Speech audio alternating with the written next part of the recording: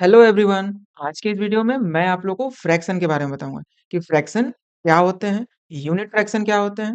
ठीक है, तो चलिए वीडियो को शुरू करते हैं। फ्रैक्शन का मतलब होता है पार्ट ऑफ अ होल। ठीक है, बट ये फ्रैक्शन वर्ड क्या है, हमें फ्रैक्शन की जरूरत ही क्यों है मैथ्स में। ठीक है, इसे समझने के लिए हमें जानना होगा कि ये फ्रैक्शन वर्ड कहाँ से लिया गया है। ये फ्रैक्शन वर्ड जो है एक लैटिन वर्ड फ्रैक्टिव से लिया गया है, जिसका मतलब होता है ब्रेकिंग, यानी कि पार्ट पार्ट में ब्रेक करना। ठीक है? जैसे मान लीजिए ये एक पिज़्ज़ा है या रोटी है, जो भी है, तो इसको अगर हमें कई हिस्सों में बाँटना होगा, यानी कि शेयर करना होगा, तो कैसे करेंगे? ठीक है? क्यों ही शेयर करना पड़ेगा मुझे? क्योंकि ये एक है ना, एक चीज़ को किसी कई लोगों में जब बाँटना होगा, तो उसे हमें क्या करना होगा? शेयर ही करना होगा। और शेयर करने के लिए कैसे शेयर करना होगा? उसे हमें इक्वल पार्ट्स में डिवाइड करना होगा ना। अब ये मान लीजिए एक पिज़्ज़े को हम लोग 4 लोगों में बाँटना है, तो हम लोग क्या करेंगे? इसे 4 हिस्से में बाँटेंगे, तो कुछ इस तरह से हम लोग इक्वल पार्ट्स में बाँटेंगे ना। तो जो ये 1 पार्ट है, इस 1 पार्ट को हम लोग मैथ्स में कैसे लिखेंगे? क्या हम बोल सकते हैं कि ये एक पिज़्ज़े के 4 हिस्से किए गए, जिसका ये 1 हिस्सा है।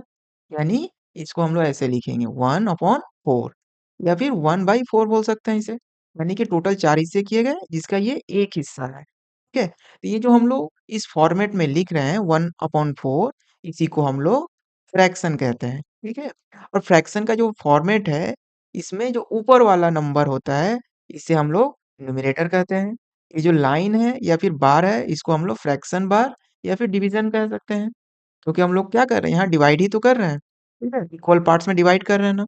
और ये नीचे वाला जो पार्ट है, इसे हम लोग डिनोमिनेटर कहेंगे। ठीक है? तो देखिए ये जो 1/4 है, इसका मतलब क्या हो रहा है कि हम लोगों ने टोटल कितने हिस्से किए?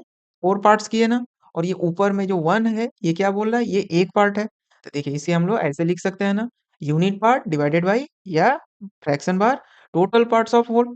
यहाँ टोटल कितने हिस्से किए गए? 4 हिस्से किए गए और यूनिट पार्ट यानी 1 पार्ट क्या है? 1 है। ठीक है? तो जब भी न्यूमरेटर 1 रहेगा, इसका मतलब हम लोग यूनिट पार्ट को लेंगे, तो ये फ्रैक्शन क्या कहलाएगा? ये आपका कहलाएगा यूनिट फ्रैक्शन। अब चलिए हम लोग कुछ यूनिट फ्रैक्शंस बनाते हैं। देखिए ये एक पिज़्ज़ा है, ठीक है? ये होल पिज़्ज़ा है ना। अब इसे मुझे क्या करना है? 2 लोगों में बाँटना है। तो मैं इसको 2 टुकड़ों में बाँट दिया, यानी 2 पार्ट्स किया ना मैंने। तो इसका यूनिट पार्ट क्या होगा? यानी एक हिस्सा क्या होगा? 1/2 होगा ना, यानी 1/2। फिर अगर इसे मुझे 4 लोगों में बाँटना होता, तो मैं क्या करता? इसके 4 हिस्से करता और एक हिस्सा क्या हो जाता? 1/4। अगर इसको 8 पार्ट्स में अगर डिवाइड करना रहता, तो बताइए इसका 1 पार्ट क्या होता? यानी यूनिट पार्ट क्या होता? बोलिए 1/8 होता ना, ठीक है? अब इन सभी यूनिट फ्रैक्शंस को देख के हमें क्या समझ में आ रहा है? किसका यूनिट फ्रैक्शन बड़ा है? 1/2 का, 1/4 का या फिर 1/8 का?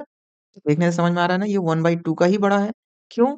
क्योंकि जितने कम लोगों में बाँटना है, उसका यूनिट पार्ट उतना बड़ा होगा ना। अगर मुझे 2 लोगों में बाँटना है, एक हिस्सा बड़ा होगा। अगर 4 लोगों में बाँटना होगा, तो 1/2 से क्या होगा? वो छोटा होगा ना।